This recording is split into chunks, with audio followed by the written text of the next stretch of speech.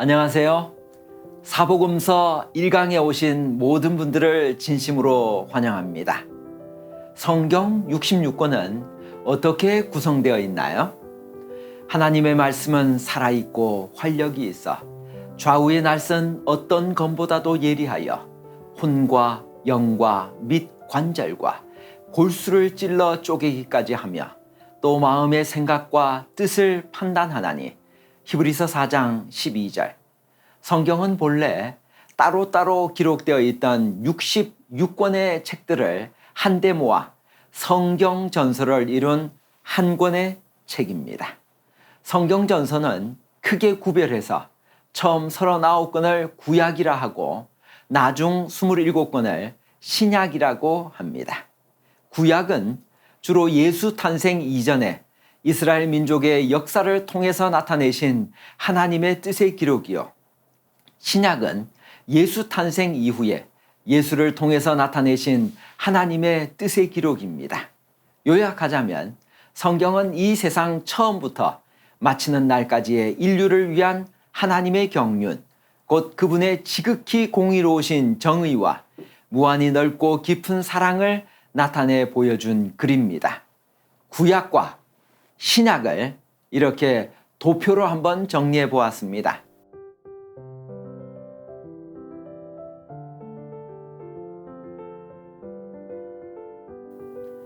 위대한 종교개혁자 마르틴 루터는 성경을 어떻게 연구했나요? 또 우리에게는 더 확실한 예언이 있어 어두운 데를 비추는 등불과 같으니 날이 새어 샛별이 너희 마음에 떠오르기까지 너희가 이것을 주의하는 것이 옳으니라. 베드로후서 1장 19절. 마르틴 루터의 성경 연구법을 소개합니다. 마르틴 루터는 말하였다. 나는 사과를 따는 것 같이 성경을 연구한다. 첫째로 나무 전체를 흔들어 익은 것들이 떨어지게 한다. 그리고는 큰 가지를 그리고 작은 가지를 흔들며 그 후에 모든 실가지들을 흔든다. 그리고 나서 모든 잎사귀들까지 살펴본다. 나는 나무 전체를 흔드는 것처럼 성경을 연구하는데 이것은 성경 66권 개요를 연구하는 것이다. 그리고는 큰 가지들을 각각 흔드는데 그것은 매 책을 연구하는 것이다. 그리고 나서 작은 가지들을 흔드는데 그것은 매 장을 연구하는 것이며 그 후 실가지들을 흔드는데 그것은 곧 성경절과 문장을 연구하는 것이며 마지막으로 모든 잎사귀들까지 살펴보는데 이것은 단어 그리고 그 의미를 연구하는 것이다. 제가 도표로 정리를 한번 해보았습니다.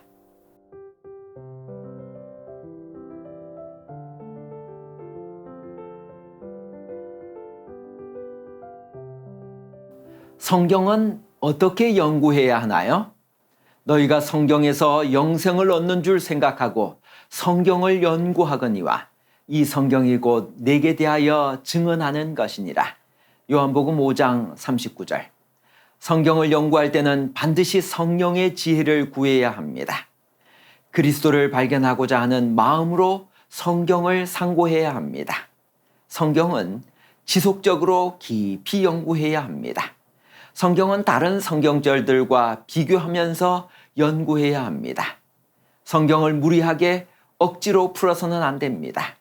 성경 말씀을 자신이나 상황에 맞도록 가감해서는 안 됩니다. 말씀에 순종하고자 하는 마음으로 성경을 연구해야 합니다. 이렇게 성경을 읽고 연구할 때 우리 삶에 이런 변화가 일어납니다.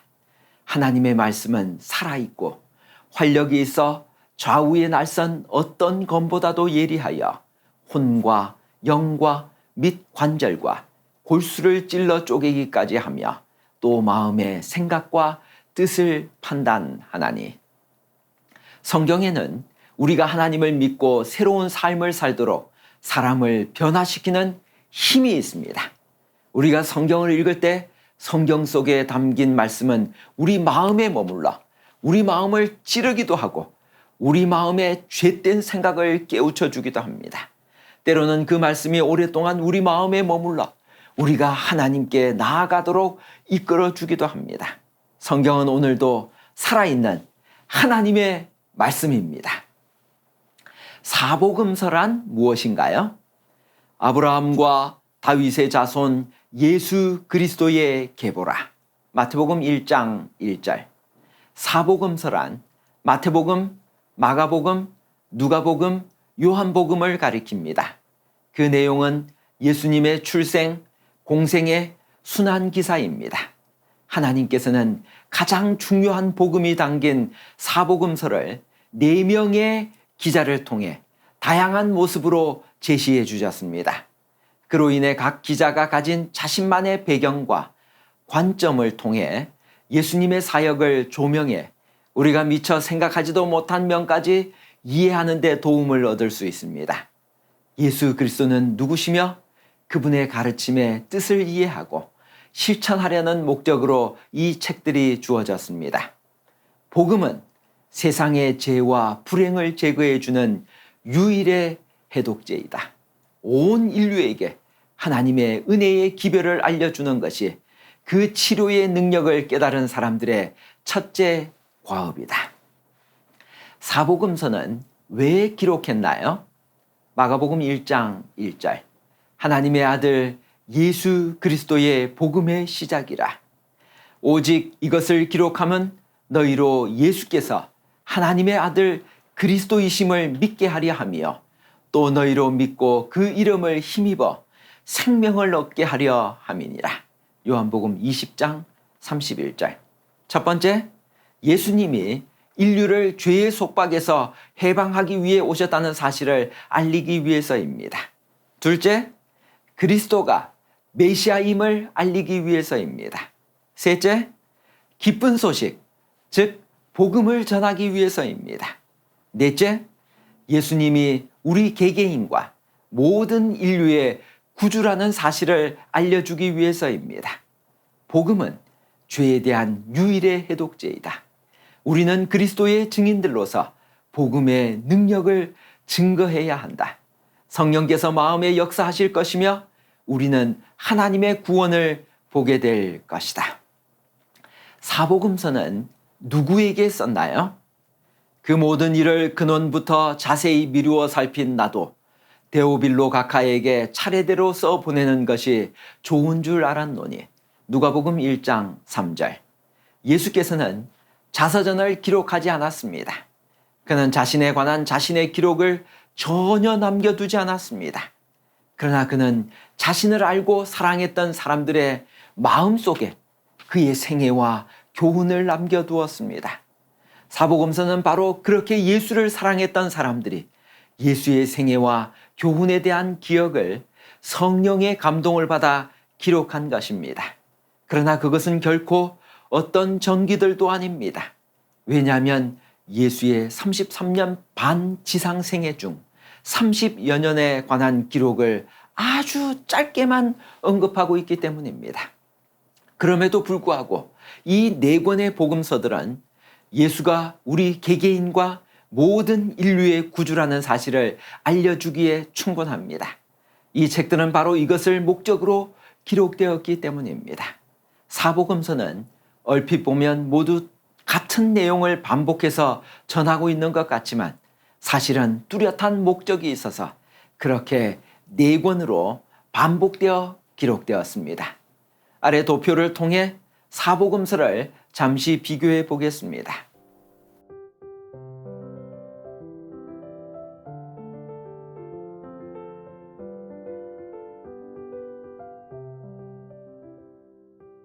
사복음서는 누구에게 썼을까요? 마태복음은 유대인들을 위해 썼기에 예수님을 왕으로 묘사합니다. 마가복음은 로마인, 즉 이방인들을 위해 기록했으므로 예수님을 종으로 묘사합니다. 누가복음은 데오빌로, 즉 로마권의 이방인을 위해 썼으므로 예수님을 사람의 아들, 즉 인자로 표현합니다. 요한복음은 누구에게 썼는지 잘 알려져 있지 않습니다. 요한은 예수님을 하나님의 아들로 묘사합니다. 하나님이신 예수님이 사람이 되셔서 성육신하신 후 종으로 섬기시다가 마침내 만왕의 왕으로 회복되실 것을 보여줍니다. 왜 복음서는 네 편일까요? 태초에 말씀이 계시니라. 이 말씀이 하나님과 함께 계셨으니 이 말씀은 곧 하나님이시니라. 요한복음 1장 1절. 마태복음, 마가복음, 누가복음 이 세 복음서를 공관복음이라고 부릅니다. 18세기 말 성서학자인 그리스 바하가 이 용어를 처음 사용했는데 보는 관점이 비슷하다고 해서 공관복음이라고 붙였습니다. 세 복음서에는 구조와 내용이 비슷한 기사들이 많습니다. 자주 사용되는 헬라어 단어도 비슷합니다. 반면에 공관복음서보다 40년 후에 기록된 요한복음은 공관복음에서 볼 수 없는 독특한 기사들이 많습니다. 예수님에 대한 기록을 노래로 비유하면 솔로가 아니라 화음이 잘 맞는 사중창입니다. 사복음서에는 예수님의 죽음과 고난을 기록한 순환 기사가 절반 이상을 차지합니다. 따라서 사복음서에서 가장 중요한 부분은 그리스도의 순환이라 할 수 있습니다. 사복음서를 영어로는 The Gospels라고 합니다. 사복음서를 어떤 분들은 이렇게 묘사했습니다. 네 편의 초상, 한 분의 예수. 네 제자가 그린 예수님의 초상화 사복음서. 네 시각 한 복음. 예수를 노래하는 네 악장의 교향곡 등입니다. 시조사에서 예수의 네 얼굴, The Four Faces of Jesus라는 책을 출간했습니다. 네 명의 기자, 네 가지 관점, 그리고 네 가지 인격적 만남이 모여서 예수 그리스도의 완벽한 그림을 완성했습니다. 이 책 18페이지에는 다음과 같은 내용이 나옵니다. 사복음서가 많은 부분에 있어서 공통점을 갖지만 각 복음서는 예수님을 묘사함에 있어서 특별한 관점을 가지고 있다. 사복음서는 예수님에 대한 네 개의 다른 관점과 그분의 삶과 사역에 대한 의미를 더하고 있다. 이 책을 많은 분들이 구입하셔서 읽기를 부탁드립니다. 엘렌 G 화이트는 왜 복음서는 네 편인지에 관해 명쾌하게 다음과 같이 설명해 주십니다. 왜 우리들에게 구세주의 생애와 봉사에 관하여 증거하는 자들로서 마태, 마가, 누가, 요한, 바울 그리고 그 외의 모든 기자들이 필요하였을까? 어째서 제자들 중 한 사람만이 완전한 기록을 남겨놓아 우리들에게 그리스도의 지상생애에 관련된 기록을 보게 하지 않았을까? 왜 한 기자는 다른 기자가 언급하지 않은 점을 기록하게 하였을까? 왜 이러한 모든 요점들이 꼭 필요했다면 모든 기자들이 다 같이 그 요점들을 언급하지 않았을까? 그 까닭은 사람들이 생각하는 점이 다르기 때문이다. 모든 사람들이 사물들을 이해하는 각도가 꼭 같지 않다. 어떤 성경의 진리는 다른 저자가 기록한 것에 비하여 좀 더 강력한 뜻을 나타내고 있다. 이러한 원칙은 연설하는 자들에게도 똑같이 적용된다. 어떤 사람은 다른 사람들이 간단히 말하거나 전혀 언급하지 않은 점들에 대하여 상당히 긴 설명을 한다. 진리의 전체적인 의미는 한 사람이 쓰기보다는 여러 사람이 씀으로써 더욱 분명한 뜻을 드러낸다. 복음서는 구분되었으나 복음서들의 모든 기록은 하나의 조화를 이룬 총체를 이루고 있다. 이 말씀은 부모와 교사와 학생에게 보내는 권면 432페이지에 있는 말씀입니다. 사복음서의 깊은 뜻을 발견하면 우리가 생각하는 것, 보는 것, 사는 것이 달라져야 합니다. 베드로, 야고보, 요한처럼 우리가 보고 들은 모든 것의 증인이 돼야 합니다. 마태복음은 왜 지루한 족보로 시작하나요? 아브라함과 다윗의 자손 예수 그리스도의 계보라. 마태복음 1장 1절. 마태가 복음서를 기록할 때 염두에 두었던 대상은 유대인이었습니다. 그는 그들에게 예수님의 생애와 사역을 소개하기에 앞서 계보를 통해 그분이 구약이 예언하고 있는 메시아로서의 조건에 적합하다는 것을 보여주려고 합니다. 예수님은 언약의 조상들과 다윗의 왕조의 뿌리를 둔 유다 지파의 후손이었습니다. 물론 당시에 동일한 조건을 만족시키는 예수라는 이름의 남자는 얼마든지 있었을 것입니다. 그러나 앞으로 소개될 그의 탄생의 신비, 비범한 행적과 거룩한 가르침은 이 최소한의 조건과 더불어 그분의 정체성을 더 확실하게 증언하게 될 것입니다. 마태와 같은 방법으로 예수님에 대해 증언한 바울에 관해 엘렌 화이트가 말씀하신 부분을 소개합니다. 바울은 유대인들에게 예수는 그리스도라 밝히 증거하였다. 그는 예언들과 유대인들의 일반적인 기대에 따르면 메시아는 아브라함과 다윗의 혈통에서 나올 것임을 구약 성경을 통하여 보여준 다음 조부 아브라함으로부터 시편 기자 다윗 왕을 거쳐 오게 될 예수의 가계를 자세히 말하였다. 왜 하필 족보를 14대씩으로 나누었을까요? 그런즉 모든 대수가 아브라함부터 다윗까지 14대요. 다윗부터 바벨론으로 사로잡혀 갈 때까지 14대요. 바벨론으로 사로잡혀 간 후부터 그리스도까지 14대더라. 마태복음 1장 17절. 마태가 족보를 왜 하필 14대로 나누었느냐 하는 이유에 대해서는 첫 번째, 단순히 독자의 기억을 돕고 족보를 인상적으로 만들기 위함이라는 설이 있습니다. 두 번째, 다윗이라는 이름의 히브리어 알파벳 숫자의 합이 14이기 때문이라는 설이 있습니다. 셋째, 아마도 14라는 숫자가 완전수인 7의 배수이기 때문에 구속사업의 완전성을 강조하고 싶은 마태가 이 숫자를 사용했을 가능성이 있다는 것입니다.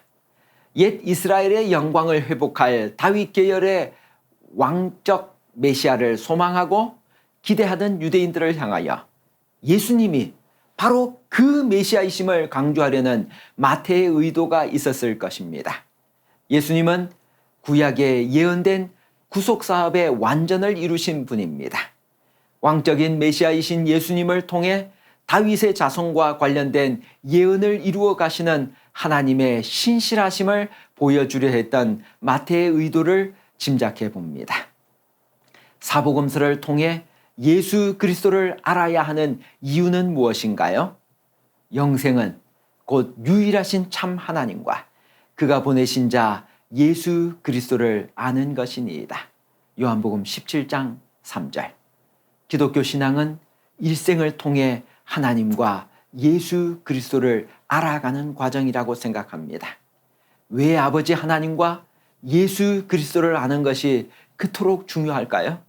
그 이유를 성경은 이렇게 말합니다. 영생은 곧 유일하신 참 하나님과 그가 보내신 자 예수 그리스도를 아는 것이니이다. 요한복음 17장 3절. 하나님과 예수 그리스도를 아는 것은 우리의 영원한 운명과 관계되어 있기 때문입니다. 그분을 이론만이 아닌 체험적으로 알아야만 합니다. 사복음서를 통해 예수 그리스도를 알아야 하는 이유를 엘렌 지 화이트는 이렇게 설명합니다. 사랑은 오직 사랑으로만 일깨워진다. 하나님을 알게 되면 그를 사랑하게 될 것이다. 시대의 소망 22페이지. 그렇다면 어떻게 하나님과 예수 그리스도를 알 수 있나요? 그러므로 하나님의 품성이 사탄의 품성과 대조되어 드러나야 한다. 이 일을 하실 분은 온 우주에 오직 한 분, 예수 그리스도밖에 없다. 하나님의 사랑의 높이와 깊이를 아시는 분만이 그것을 드러낼 수가 있었다. 밤 같은 어두운 세상에 의로운 해가 떠올라서 치료하는 광선을 바라지 않으면 안 되었다. 시대의 소망 22페이지. 하나님의 사랑의 높이와 깊이를 아는 분은 하늘에서 함께 계셨던 예수 그리스도밖에 없었습니다. 그분이 이 세상에 오셨습니다. 그리고 진정한 사랑이 무엇인지를 몸소 보여주셨습니다. 그분에 관한 이야기가 사복음서입니다.